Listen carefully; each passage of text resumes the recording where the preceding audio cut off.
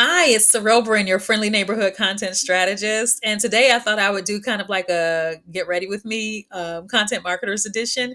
And the reason I say that is because my activities on Monday kind of map out what the nuances of my week. I do the same things every week, but depending on what I find on Monday, it may shift some things around.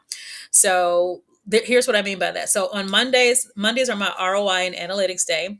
I also do any planning on Monday, right? So I spend easily 5 to 6 hours of my day on Monday looking at the performance of content that we've created for clients, and seeing if anything is trending down, if anything is trending up, if there are any surprises, anything like that. Then on Tuesdays are my proofreading and editing day for any content that writers submit to me that need to go to client websites.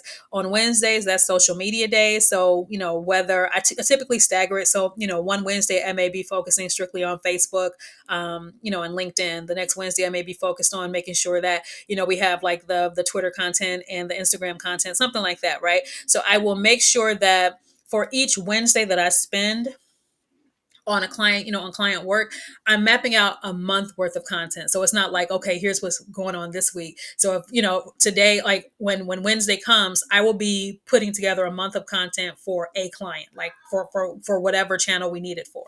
Thursdays is usually my writing day. So whether that's LinkedIn newsletters or email marketing, from their email autoresponder or whatever the case may be, or maybe it's article writing, that happens on Thursdays. And then Fridays, I usually use that as an upskill or a learning day, and to catch up on any client projects that have kind of gone off the rails because maybe something else came up over the course of the week and I didn't get a chance to do something that I normally do. I would do that on Fridays. So if you look at the screen, this is my hub.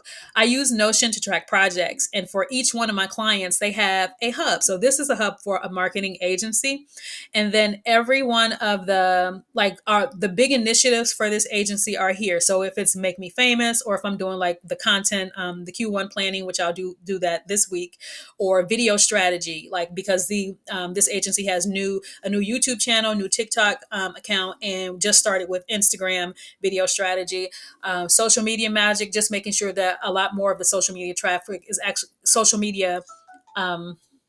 Audience is just going to the website, SEO traffic and visibility, email and flywheel, insights hub. Like each one of these initiatives is important to the overall productivity of the marketing department, and just making sure that content is actually leading to sales and actually leading to revenue and actually supporting the sales and the strategy team, right? So each one of my clients gets has I build a dashboard like this for each client project that I have. So it'll be like at the top, this is a marketing agency. So all of the big initiatives will be here. And then maybe down here, I'll have a content calendar so that I can map out, when I map out the Q1 strategy, I can just look at this and say, okay, these are the articles that we need to farm out. And like, I want so-and-so to write this article and so-and-so to write this article because she's great at strategy, so-and-so to write this article because he's great at finding campaign examples, that kind of thing. And then I also have a section down here for this client because they have an illustrator on the team. So anything that we need illustrated. So for instance, if someone writes an article and I think to myself like, oh, we should take this data and we should put it into an infographic, then I will just drop that at the bottom here and say, hey, like I'll put a link like in here. It'll probably be a link to the article. Like, let me see. Let me see if there's one in here. There I will usually put a link to, usually put a link to the original article and say, hey, let's create a graphic. We're going to update the infographic here. I'll send you the data or whatever the case may be. So that's usually how it goes. I actually have one of these for my personal stuff too. You can see on the side here, like Excel Connect Zoom. That's a meeting with my pastor. She excels core team. That's like the women's department. Six Secrets of High Performance. That was a meeting with somebody on Brenda Pashara's team. But I keep track of personally and for my clients stuff. Like, so for instance, I'm using this client as an example. I keep track of regular meetings, the notes from regular meetings here. Now, I said that like all of these are like different initiatives. I'm old school. So I write things down. Anything that I write down at the beginning of the month that I want to actually accomplish gets fed into like the dashboard here. And then each of the tasks. So let's see here. each of the tasks that I'm going to do, part of what I do on Monday is assign the tasks a project. So for instance, not all of them have a project. So if I'm doing payroll, there's no project associated with that. But a lot of these tasks actually have projects associated with them, so that I'm not just doing stuff for the sake of doing stuff. I'm doing things that actually can be, measured and attributed to growth for the client. So like I said, each one of my clients gets like one of these like little hubs, and if I click on there, it'll I'm not going to show you personal client stuff, but once I click on there, it's laid out based on what the needs of the client actually are. So that's that part. This actually only takes about an hour or two on Mondays. What actually takes a lot of time are the metrics, the numbers. So for each client, I track the numbers that matter. So for this particular client, it's going to be presented in a spreadsheet. I have another client who doesn't want a spreadsheet. She's not going to look at it. So she just wants you to send her an email on Mondays and tell her what got done last week. And that's all she cares about. And then, I can meet about it with her assistant or whatever later on in the week. I have another client that this stuff gets condensed into like maybe six or seven important numbers, and I present it to the client in like a presentation. So it just depends on who you're working with and what they need to see.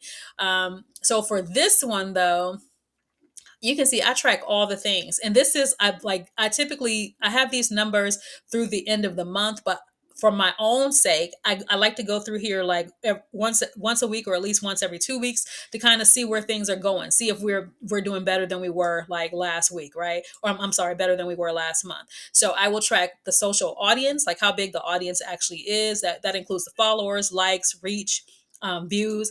I track engagement to see how people are responding to the content that we put up. Are they liking it? Are they engaging with it? Or are we like wasting our time? Do we need to pivot? I track website traffic. So not only do we see what the numbers are, but we can see where that traffic is coming from.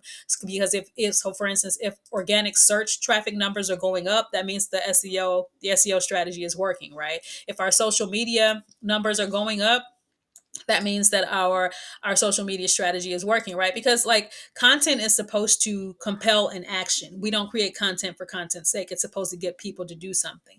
So if we have third party providers who are supposed to be sending us traffic, all of that stuff gets tracked. And this is what takes the most of my time on Mondays, because I want to make sure that these numbers are correct, and that I actually put them in presentations to present them. So, like I said, I know a lot of the times I talk about like the logistics of writing and like putting together a content brief and da da da da da.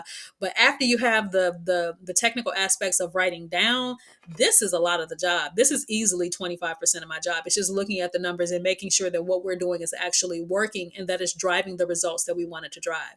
So I thought that you would just, I thought it would be cool to just kind of let you see like what the I guess the inner workings of content, and why, not just like how to do it, but like how to make it effective and how to make sure that it's working. So I hope it was useful. I hope it was useful. Have a good one.